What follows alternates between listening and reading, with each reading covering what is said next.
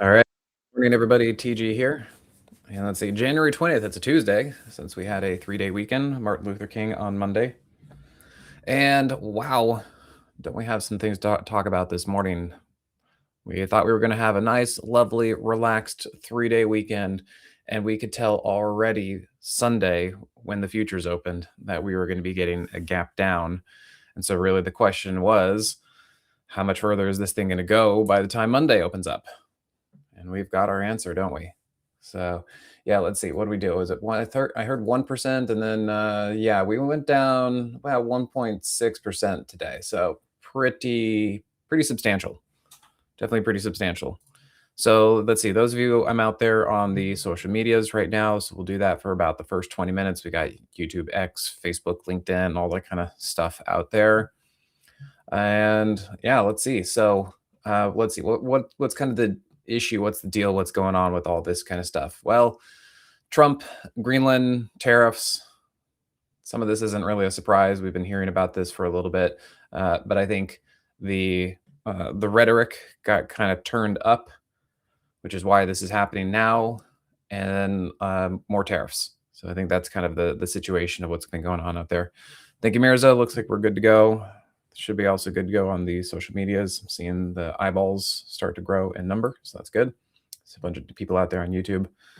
Just remember, guys, on YouTube, hit the like button.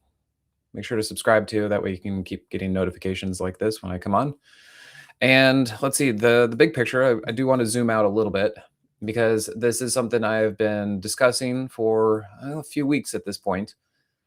That's two things. And I talked about this on the State of the Union or State of the Market, sorry, State of the Market address that I had last week. That let's see, there we go. The Moxie indicator has been below zero since basically, well, yeah, almost 2 months at this point. Basically, since November, mid-November is when the Moxie indicator started to cross below zero. And as I've been saying, to describe this, a lot of times we have to figure out if this is if this is a bearish signal or if this is a just don't go long right now signal. And initially, it has been well, it's kind of more of a neutral situation because the market has been climbing higher, but we have been aware that the Moxie indicator has been below zero. And this is something that I've been talking about and saying we don't really know yet because this is a slow moving indicator because it's on the daily chart. And we have to use the lower time frames to help guide us. Well, ever since the new year, we've been actually doing pretty well. We've been moving up. And the Moxie indicator has generally been doing okay on the hourly chart, that kind of thing. And then Sam, my coworker, another trader over at Simpler, he pointed out that we had a 618 fib extension up here, and we were right at it. And I thought, ooh, yeah, that could be a thing. And so even in my weekend video that I put out on this Saturday, I pointed that out, talked about the Moxie indicator, and I said, look, if we are eventually going to go higher, this is going to be acting as resistance. And I think we're going to have to chew through it at some point. Also 7,000, it's going to act both as a magnet and as probably resistance. It's a big round number, round numberitis, as one of my mentors would call it. Just kind of a mental thing. Jesse Livermore, famous trader back in the early 1900s, he also talked about the century mark rule, basically round numbers like that. So 7,000 is a big mental number. We're also right at the 1618 extension. And then also the Moxie indicator has been below zero. I was even talking to Bruce. He's another one of our traders. I was talking to him yesterday. And I said, I'm starting to get the feeling, and this was once we knew that we were going to be gapping down because of the Greenland Trump tariff situation. I said, with all this stuff up here and with the Moxie indicator down here, I kind of feel like we probably need to go down first before we can go higher. I'm not entirely sure that we're going to be able to just, break on up over here. I'm kind of wondering if we've tried. And again, I put this in the weekend video if you guys saw this. I said, we've tried. And if we can't go higher, then everybody gets exhausted. And then what happens? We go lower. And so that's kind of what I'm wondering. Now, I don't know if this is going to be big, bad, scary, all that kind of stuff. Oh my gosh, the bottom's going to fall out. I don't know that yet. Of course, we never know. It could be a gradual kind of slow bleed lower. It could also be chopping in a range. We could just keep doing that maybe. Maybe we need to do that. We're not sure. We don't know if we're going to get the band-aid ripped off and we get this over quickly or if it's going to be a prolonged something. That's what we don't know. But what I can say is it looks like we're not in too much of a hurry to go higher in through here. And so I think we need to let this thing kind of get itself figured out, let some stuff kind of bleed off, let's get some dips, let's get some cooler prices, that kind of thing. And then we can kind of check back later and see when the market really wants to get going again. We can also see as of Friday, and this was another thing that we talked about, as of Friday, the Moxie indicator went red again. Now, I know it went red a couple times. That's why it's been a little bit challenging. It was starting to get a little bit shaky in through here. But one thing to note is that basically since middle of December, and you can say here December, that every new high that we got with the SPX price was met with a lower high of the Moxie indicator. And that is something that we need to kind of be aware of. And that was some negative divergence. And again, adding to it some of this resistance up here. And so I was like, I'm a little concerned about it up here. Then the other thing we can do is we add to it the IWM. So the small caps, because we know the small caps were doing great. And they just got overbought. Way, way, way overbought. I mean, this was a really, really good, strong rally. But as you can see, we were getting really too far away from any of the moving averages. We never even touched the hourly 50. And so going into the weekend, we actually shorted the IWM by going short the TNA, which is the leverage ETF. That worked out beautifully. So very happy about that. We even sold it first thing this morning because I figured we're probably going to get a bounce. And that worked. So we got that. Now we could see a little bit more weakness from here. I'm not, just because we got the bounce, great. Okay, we've tested the hourly 50. I'm not entirely sure that we're just going to keep going higher from here. So I think we've got some digestion to do. I'm kind of leaning towards the market, the SPX probably going a little bit lower. So that means this probably needs to work itself a little bit lower. Maybe we can look towards the daily 21 as kind of the next something. So if we kind of need to chew through this, come down, flag a little bit, or pull back, let's start looking towards the daily 21 over the next, I don't know, few days, couple weeks. We'll have to see how long that takes and what kind of path that takes. So I think that is something we need to be aware of as well. And the other thing is I also spoke about the VIX. Brighter side, glad to hear that you got a little bit of either, I think UVIX. It's always frustrating when these things kind of happen over the weekend because then we can't do anything. So there was a double bottom here, and I really wanted to see a more legitimate setup. But again, of course, all this stuff always happens over the weekend, and it's the big boys that get to take the trades, and we can't. But we can see that there was a double bottom, and there was a little bit of a trampoline move right there on the hourly chart. And the thing I did point out in the weekend video is I said, hey, we do need to be careful about this. This could certainly go higher because we have the 8 crossing over the 21. So, that's changing its trend to the upside. And we do have the 50 crossing over the 200. And I said, I think I'm concerned that this pullback could actually be into support, and we need to be careful if this thing wants to go higher. Well, there we go. That is what happened. And then if we look at the UVIX, same kind of deal. We've got the double bottom. And again, it exploded over the weekend. But this pullback into the hourly 50 with the Moxie indicator is something that we discussed in the Moxie room on Friday for that thing. Now, I'm not entirely sure that this is just going to keep going straight up like that. I'm kind of looking for a little bit of a fade down here, and maybe we then start to kind of move up a little bit like that. I'm kind of looking for a bounce in the market first, and then we see if we roll over. Let me go back to the SPX. We'll kind of look at that a little bit. This was such a big gap down that most likely, we're just not going to keep going down, and we're right at the daily 50. So now the question is kind of, what does this bounce look like? How long does the bounce for? And how much elevation can it get? So we'll have to see, is this going to be a nice big bounce up to here, or is this going to be more of a mediocre bear flag, something like that extent? So that's kind of what I'm anticipating in through here, and we'll have to see. And I would think that, yeah, we're probably going to get going lower eventually through here. Another way to look at that is if you look at the FNGU, which is the FANG stocks. You can look at MAGs if you want to look at the MAG 7, and we can see here we've obviously been in a downtrend pullback situation in through here. So yeah, nothing really working through here unless you're short. I know some people have been long FNGD. That's been acting as a good hedge for them. So that's great. Okay, then let's kind of talk about some of the knock-on effects of this. So precious metals have continued to go higher because they're the fear trade. And so yeah, silver went higher. Now, I'm going to kind of see if we're expecting a bounce in the market, or if I'm expecting a bounce in the market, and this thing is still pretty darn high. I would like to see if we can get a little bit of a fade through here. I'm not entirely sure where that's going to go, or if this is really going to fade to the big way to the downside. But I'd like to see if we can maybe get into the 15-minute 21. I'm not sure if we're going to get to the 15-minute 50, but I think it's reasonable to look for the 15-minute 21 and see if that's where price wants to go. Maybe today, maybe tomorrow. We'll have to kind of see about that one. And then let me just jump to GDX real quick because so GDX is actually kind of kept going up. Huh?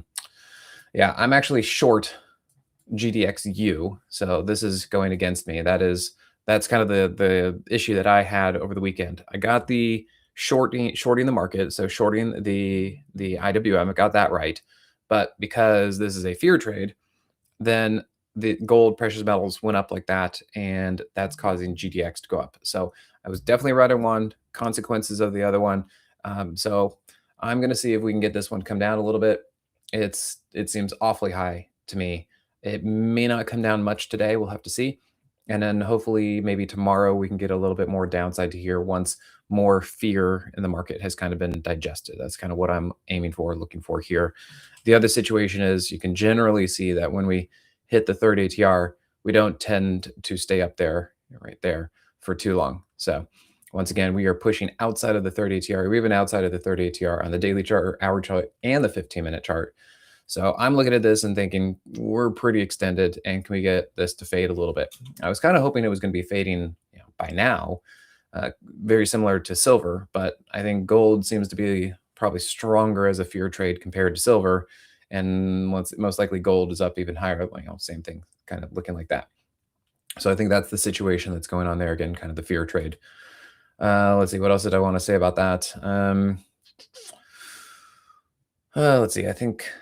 Well, yeah, that's about all I can really say for that one. Let's look at GLD. Yeah, same kind of situation. Oh, what I was going to say is that if the market does get weak, and if the market gets really weak, remember, stocks are stocks, and if something really gets going down to the downside, like if this market really does get weak, everything gets sold. So just kind of keep that in mind. Everything gets sold. But I don't know if we're going to get that. We never know. Nobody knows, and we'll just have to kind of wait and see what this weakness turns into. It may be a lot, it may be not a lot. It could just kind of come down and be a little bit choppy as it does that. But yeah, it's kind of interesting to see that GDX is actually higher than GLD. And that is a little surprising to see. But still very much out here in thin air. I mean, you look at this and it hasn't even touched the 15-minute 8. So I would probably lean towards seeing if this thing is going to peter out a little bit and start to come down a bit. So yeah, brighter side, definitely. Shorting the gold trade didn't really work because of the whole fear trade. Was not anticipating Trump ratcheting things up over the weekend, but that's what's going on. Okay, now on the other side of that, we can look at a few things.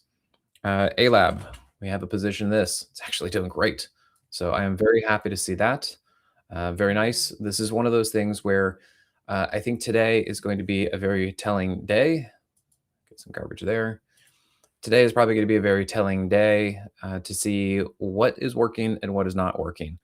I'm very impressed to see that things like this are up, even on a down day, a big down day like this too. So I think this bodes well for our trade, shows that this thing has relative strength.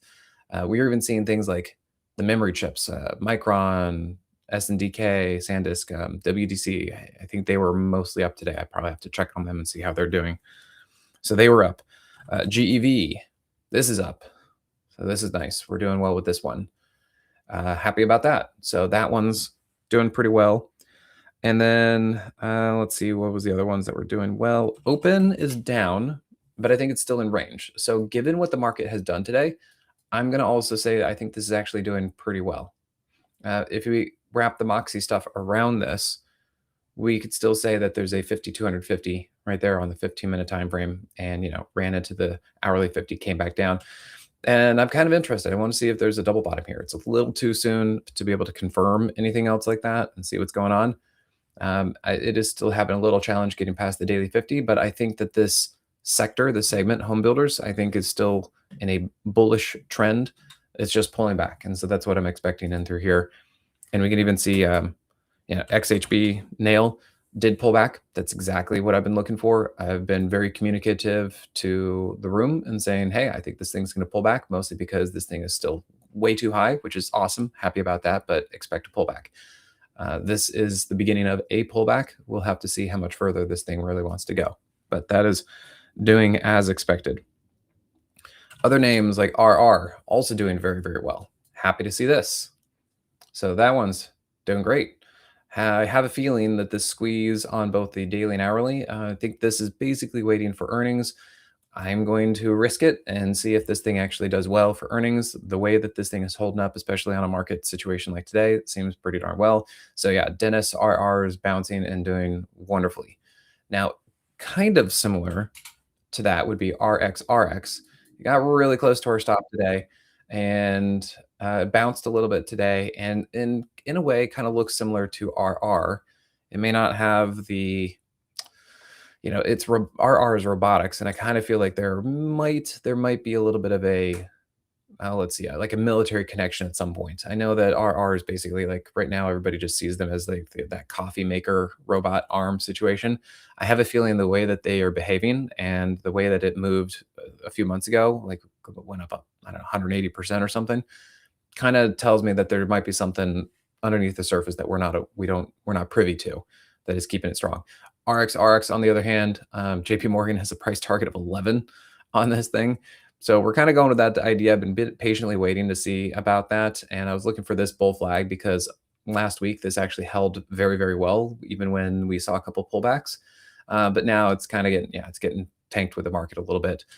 I did give it a little bit of room because I wanted to see if we could pull back into the daily 50. So we'll have to see how the next couple days actually handle and work for that. But so far it's sitting on the daily 50, which is okay for now. We'll have to see if there's any kind of follow through on that one. And then see. Yeah, then as far as the other ones that are kind of getting knocked around, if we look at MSTR, this one's down. Not too surprising. Remember, crypto, of course, is going to be pretty sensitive to whatever's going on with the market. For the most part, I'm still going to consider that this is in a bottoming pattern.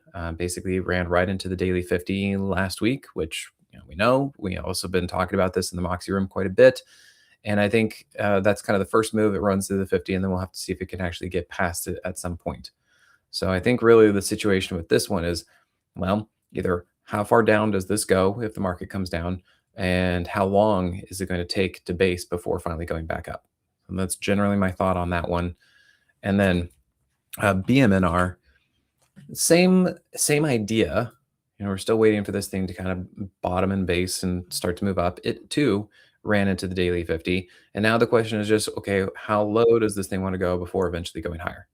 And I think BMNR didn't quite get as much altitude or elevation as MSTR before running into the daily 50 or before coming down like today. So this one's a little bit harder to handle. But generally speaking, I do think that these things will be higher sometime in the future. The question now is like when and what's that path look like? So we can talk a little bit more about that in the Moxie room when I let the social media peeps go, since that's free out there. So we're just kind of doing a review over here. And let's see what else we're looking at. I will, just before I let the social media people go, I will just kind of point out that there might have been a couple clues, and I think I talked about this in the weekend video, that there were a couple things like you and Reddit and PI and let's see, what's the other one? Path, that just started to kind of fall apart as we were getting closer to the weekend, almost as if they were kind of knew that something was going on. So something like you was looking pretty good just before the weekend. I was looking for this, and you can see there was a nice move up here. Turned out to be a fake out move, so maybe a bear trap. But what looked like it was doing great, and then immediately turned around. well, that's a pretty good sign. That's definitely a clue. Now we got stopped out nice and tight, so no big deal. And you can see it did come all the way back, but look at this. It then then ran into the hourly 50, and that was the rejection and came back down. So yeah, it's down. It definitely got hit today, but it's bouncing back a little bit. Maybe the big picture is with this one that big picture could be fine. It's still kind of bullish here on the weekly chart, but it's not ready right here, right now.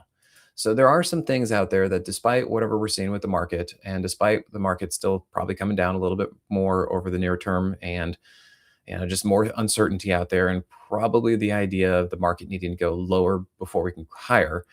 In some senses, it does seem like these names, while they are coming down, aren't coming down too much or too bad. And maybe we could actually start seeing them perk back up at some time in the future. So I'm not going to get entirely too bearish with this market. I think that there could be opportunities, but I don't think I really want to say, oh, I'm totally bearish and this market's going to totally fall apart and all that kind of stuff. I'm going to be a little bit hesitant to say that. Now, of course, doesn't mean that there can't be big moves, something like Path. Now, we didn't trade this. I didn't put out anything official. I talked about it, and I was looking at this kind of like you, looking for essentially a bull flag along that daily 50, and then you could just see boom, broke. And so that might have been another little bit of precursor as to what was coming for this weekend. And then PI, this was another one. I'm actually pretty happy about how I traded this. This is one of those situations where it's a classic way of handling trade management. So we got in on a long trade here. We took half off here at a plus 18%. I could tell it was kind of vertical move. It was pretty extended. And then you move your stop to break even. And then, yep, it rolled over and failed pretty hard, but we got out break even on the last part. So that's good trade management. And then you can see it just kept going. And yeah, this, again, kind of maybe indicative of what was going to be happening this weekend. I will say that continuation to the downside was right there as price bear flagged into the underside of the 15-minute 50. All right. So yeah, we got all that kind of stuff. Now, let me see about one more thing to pop up over here. For those of you on the social medias, I talked about this in the weekend video, and I also spoke about this in the state of the market. We are running a special. I think this actually expires today. So I think Tuesday was the last day. We wanted to at least give you a little bit of work over the weekend and that ability. I know everybody's been hearing about this in the Moxie room, but gotta pay the bills, don't we? So I'm just going to be showing you guys here that the special deal. Yes, of course, you can do the $7 trial for 30 days. And if you like it, if you come in here, you like what I do, how I trade, and kind of how I teach you and guide you in the market, great. But you'll be renewing at $247 a month. It's our standard rate and through there. However, if you want to skip the trial and just jump in with both feet, we're offering $197 a month. And that basically means that if you like it and you stick with it, you're going to be saving $50 compared to the $247 every single month that you stay here, which far outweighs the $7 trial or the discount that you might be getting there. So stick with it and you'll be saving more money in the long run. That's going to be simplertrading.com/Moxie Market. And we also have a choose the right stock little bonus video in there for you. Basically, it's a trade this, not that type video. All right, guys. So thanks for bearing with me on the promotion. That expires today, I think midnight. So get your ticket in if you want it. And for those of you in the social media, let me sign off here, and then I'll come back into the Moxie room and we can dive deeper on most things out there. So